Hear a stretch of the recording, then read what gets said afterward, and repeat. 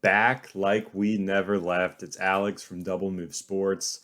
Today I'm getting into week 3 start sits at the wide receiver position. It's been a crazy week 1 and 2. Hopefully you're 2 and 0. If not, we still got plenty of time to win some of these games and get some championships. So I'm going to be running through every single matchup, hitting on every single wide receiver you're thinking about putting into your lineup this week, and telling you whether I would start or sit that player. And at the end, I'm coming at you with another start of the week. Last week had Mike Williams on there, and he ended up putting up a fantastic performance. So be sure to stick around to find out who that player is going to be today. As always, give us that like, hit that subscribe button if you want to see more of this content throughout the season. Also, join that Discord in the link below. Absolutely free to join. That's where Stef and I are hanging out, answering these questions throughout the week, answering trade questions, just chatting with you all, talking about your teams, talking about roster moves, and winning fantasy football championships. We have a great community in there, as is. Again, free to join. Hit up that link. But let's go ahead and hop into these start sits, starting out with a tough Thursday night game here. The Panthers at the Texans. Low over-under here, 43 points. Carolina is a 7.5-point favorite. And we'll start out with the Panthers because there are some interesting options. DJ Moore's a start. He's had a fantastic beginning to his 2021 season. You keep rolling him out there with confidence. Robbie Anderson, to me, though, is a sit. Had his week 1 saved by the long touchdown. In week 2, disappointed, wasn't very involved. I think you sit Robbie against Houston. McCaffrey is getting a big target share. Terrace Marshall has been fairly involved. Dan Arnold has even started to get involved for the Panthers. So Robbie Anderson is a sit for me right now until further notice. And Terrace Marshall is a sit as well. I think he's interesting and could get more interesting as the season goes along. I really like him in dynasty formats, but he's a sit for me here in week 3. And then for Houston, it's easy. Even with Davis Mills at quarterback, Brandon Cooks is a start. He's proven time and time again he's quarterback proof. He's getting funneled volume in this offense. So even if it's inefficient, I think he'll get enough volume in this game to be start worthy, even with Davis Mills. So you're starting Brandon Cooks. You're not starting anybody else or thinking about starting anybody else on the Houston Texans. So let's keep this thing rolling with the Colts at the Titans. 51-point over-under in this game. The Titans are favored by 5 points. And for Tennessee, it's easy. It's going to be this way every single week until further notice. A.J. Brown and Julio Jones are both starts for me in this game. You go for the big play potential with those guys. There is funneled volume in the passing game for Tennessee to these 2 wide receivers. So they're both starts. And then for the Colts, it's tough with Michael Pittman. Had a fantastic week 2 game. Carson Wentz, at this point, at the time of this recording, sprained both ankles, uncertain if he's going to play or not in this game. If Carson Wentz is active, and I'm a Colts fan, so I'm going to be optimistic here and say he plays. If Carson Wentz is active, Michael Pittman is a start for me in this game. I love the volume he got in week 2. Hopefully that's a sign of things to come.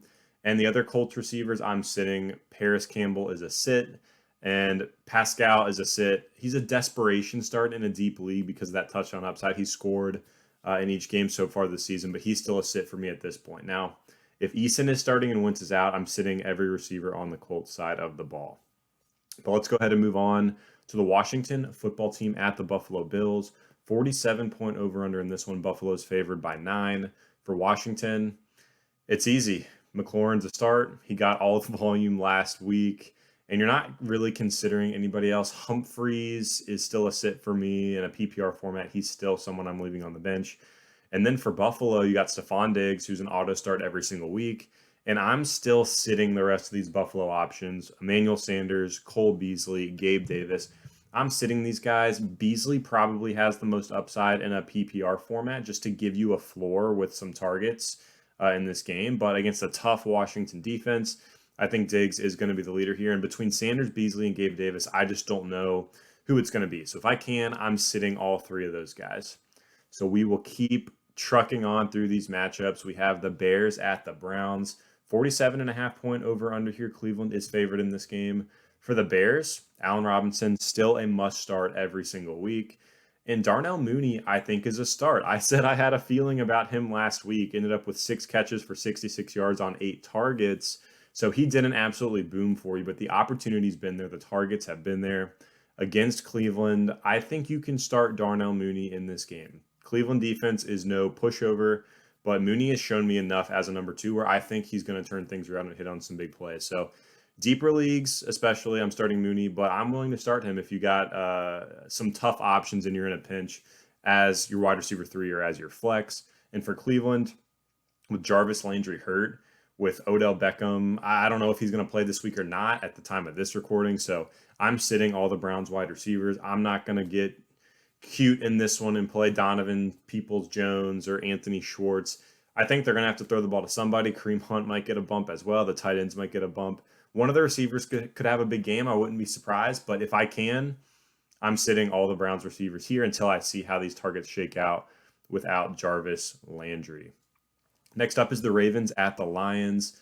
As expected, Ravens heavily favored in this one, 49-point over-under.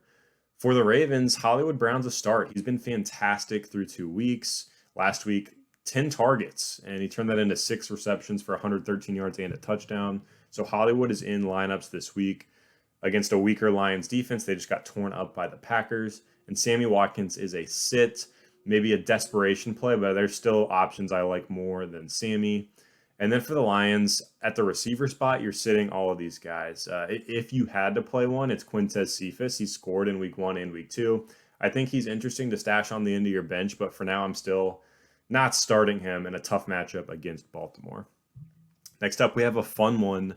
The Chargers at the Chiefs, 55.5-point over-under here. And for the Chargers, you're starting Keenan Allen. You're starting Mike Williams.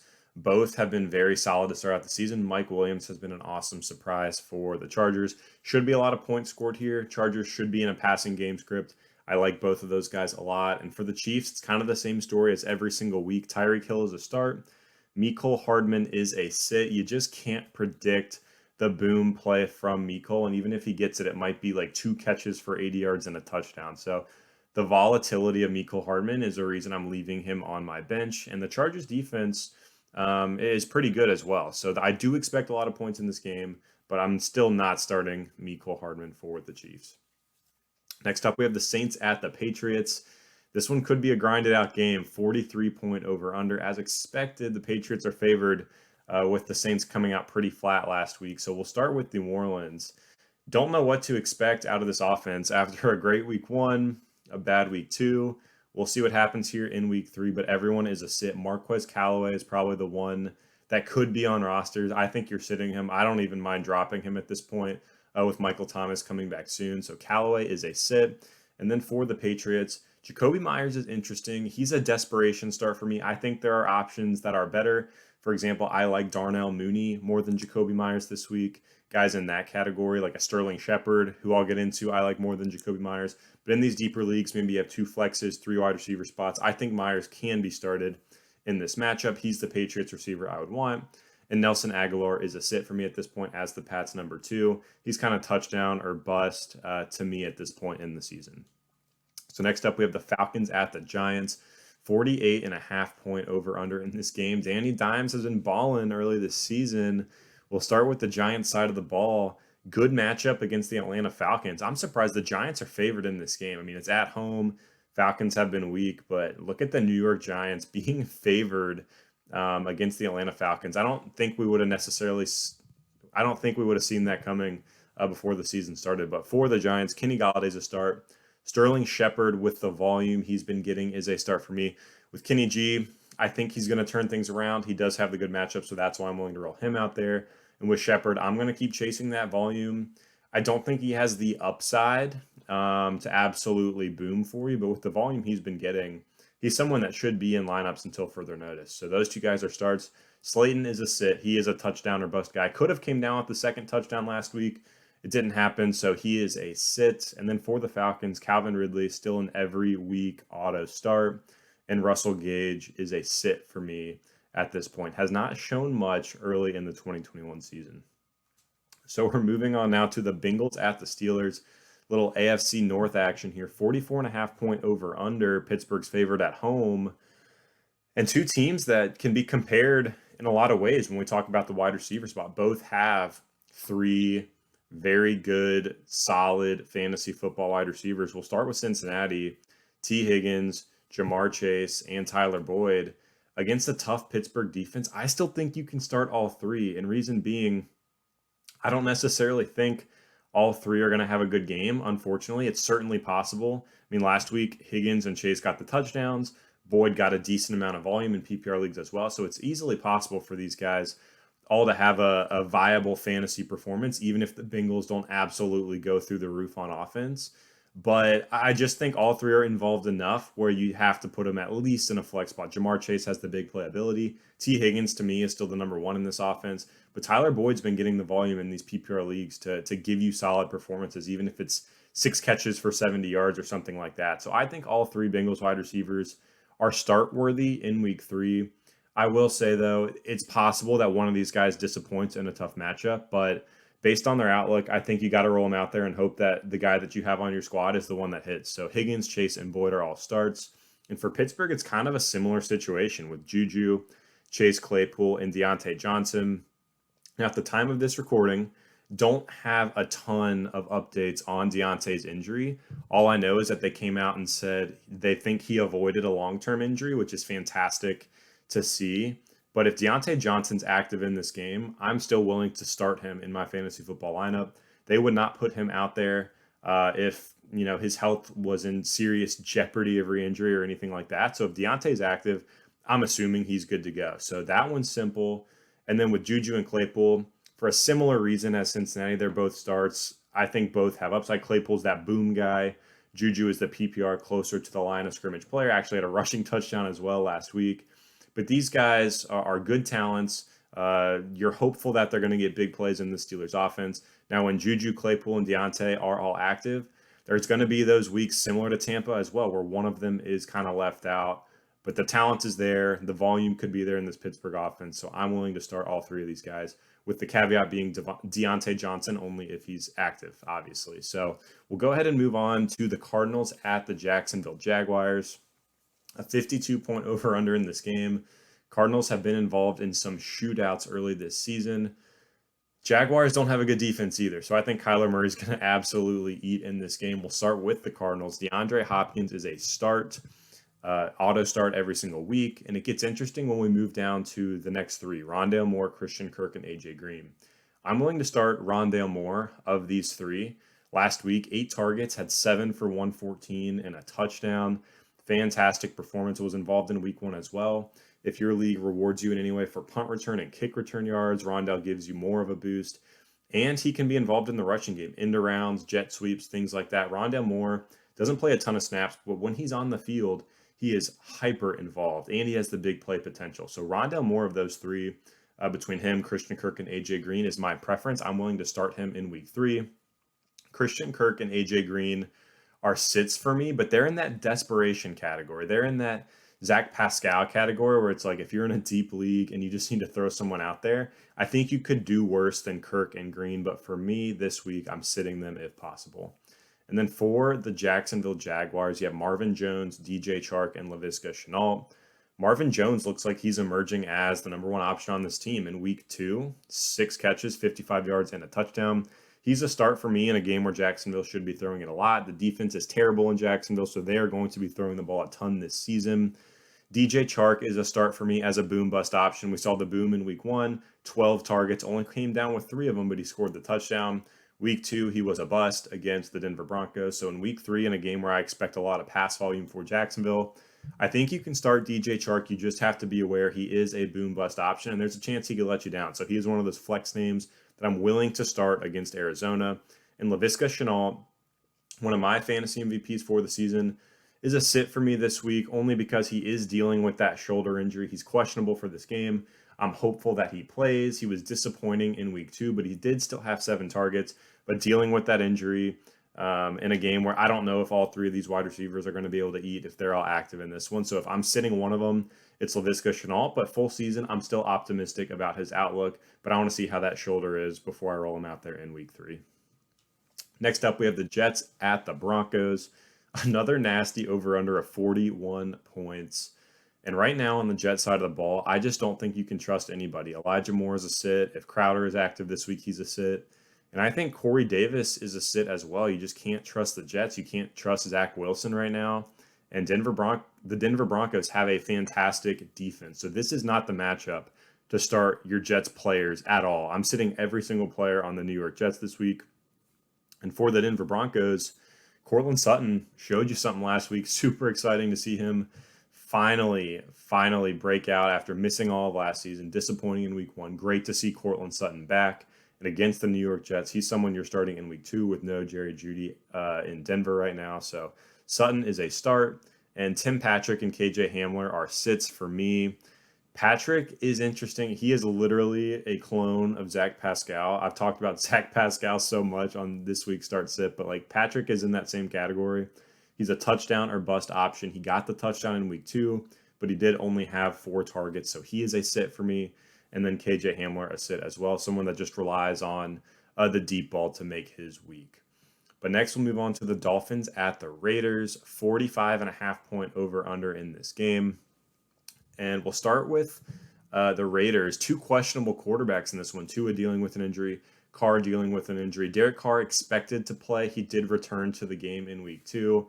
So for that reason, I think Henry Ruggs is a desperation start in this game. He got the long ball in week 2. I think we're going to see a lot of that from Ruggs this season. If he can hit on that deep ball, he's going to give you a really good fantasy performance. So I'm actually willing to start Henry Ruggs in this game against the Miami Dolphins, and Bryan Edwards is a sit. I still love his outlook on the full season, but until we see more consistent targets from him, he's someone I'm leaving on the bench. And then for the Miami Dolphins, Tua is really TBD in this one.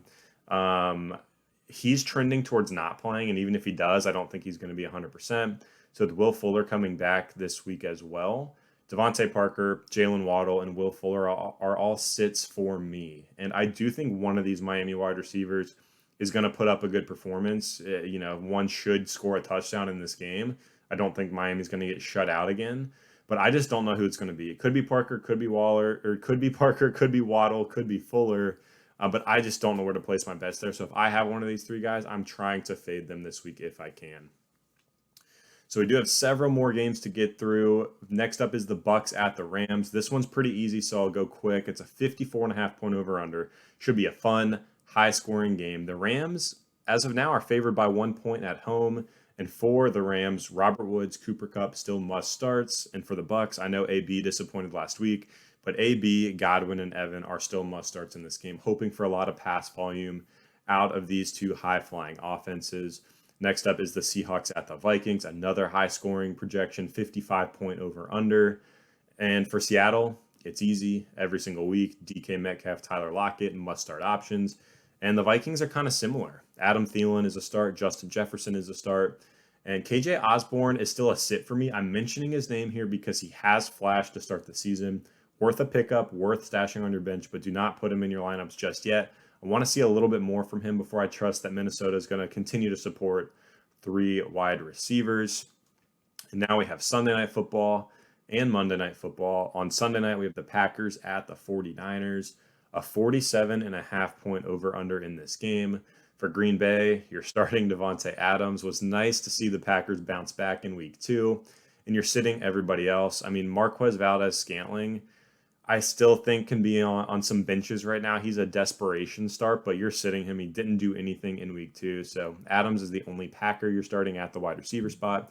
And for San Francisco, you're continuing to ride the hot hand with Deebo Samuel. He's looked fantastic to start the season.